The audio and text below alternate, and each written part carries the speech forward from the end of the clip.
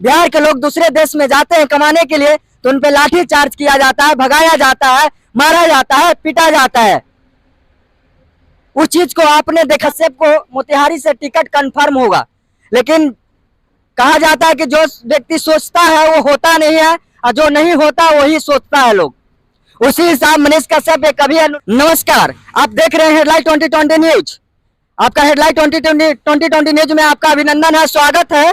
और मैं कहना चाहता हूं, दिखाना चाहता हूं कि जिस प्रकार मनीष कश्यप बीजेपी पर भरोसा कर अपनी चुनावी मैदान में उतरना चाहते थे, उस प्रकार मनीष कश्यप का एक उत्साह बहुत था। वहां के जनता के द्वारा चुना गया प्रतिनिधि जो था मनीष कश्यप, जो पिछले बार करीब करीब 10,000 वोट लाकर बेतिया का जनता का विश्वास जीते। जब उस समय मनीष कश्यप 10,000 वोट से हार गए थे तो उस समय मनीष कश्यप को कोई नहीं जानता था। लेकिन जिस प्रकार मनीष कश्यप बिहार में टीआरपी उनका बढ़ा, लोगों का संपर्क बढ़ा, पहचान बढ़ा, उस हिसाब से लगता है कि बेतिया में अबरी वो अपना पार्टी बना सकते हैं, वो अपना चुनाव चिन्ह ला सकते हैं। क्योंकि बीजेपी उनके साथ धोखा किया, ऐसा नहीं होना चाहिए था, क्योंकि बीजेपी पर उनको बहुत ज्यादा भरोसा था। कहीं कहीं मनोज तिवारी भी उन्हें आशा दिलाने का प्रयास किए थे। और मनीष कश्यप सन ऑफ बिहार कहते हैं, उनको निर्दलीय अबरी चुनाव लड़ सकते हैं। आप लोग उनको सपोर्ट करें। और आप क्या कहना चाहते हैं मनीष कश्यप के बारे में, कि जीतेंगे कि नहीं? अगर जीतेंगे तो चैनल को लाइक, सब्सक्राइब, शेयर कर दीजिए, तो हम मान जाएंगे कि मनीष कश्यप अभी जीतेंगे बेतिया से चुनाव कि नहीं। जिस प्रकार मनीष कश्यप पूरे बिहार को जागरूक करने का कार्य करते हैं, उस हिसाब से कोई व्यक्ति दिखाने का प्रयास नहीं करता है। वो सच्चाई को उभरूप करवाते हैं आप लोग के सामने, हर सच्चाई को दिखाने का प्रयास करते हैं मनीष कश्यप। और मैं किसी जाति को लेकर नहीं, किसी धर्म को लेकर नहीं, मैं एक पत्रकार होने के नाते इस चीज को मैं कह रहा हूं कि Manish Kashyap is better than of the Bihar. Bihar के नेताओं से मनीष कश्यप बहुत अच्छे हैं। हम नहीं कह रहे हैं, इस चीज को पब्लिक से कहीं कहीं से सुनने को मिल रहा है।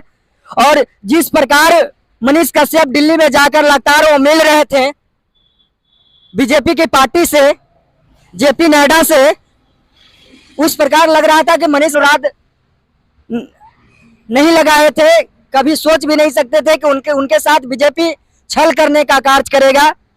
लेकिन बीजेपी वहां से मनीष कश्यप को सीट नहीं दी है, तो अंशाका जताया जा रहा है कि अगर मनीष कश्यप वहां से निर्दलीय चुनाव लड़ते हैं तो बीजेपी का जो सत्ता है वहां से गिर सकता है।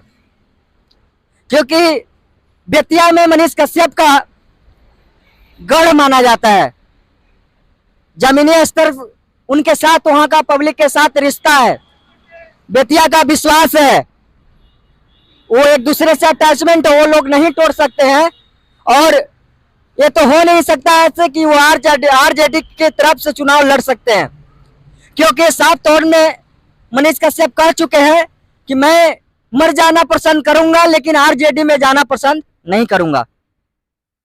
जिस प्रकार से मनीष कश्यप अपने हौसले पर उतरे हैं, उस हिसाब से लग रहा है कि मनीष कश्यप की सत्ता एक बार मोतिहारी में चमकने जा रहा है।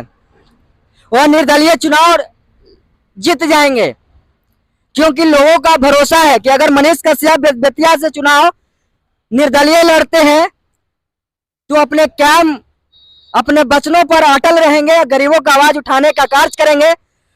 जो मनीष कश्यप रोडों पर चलकर व्यक्तिगत को जब आवाज उठाने का कार्य करते थे, अगर वो संसद बन जाएंगे तो विधानसभा में, लोकसभा में जाकर वो आवाज उठाने का कार्य करेंगे।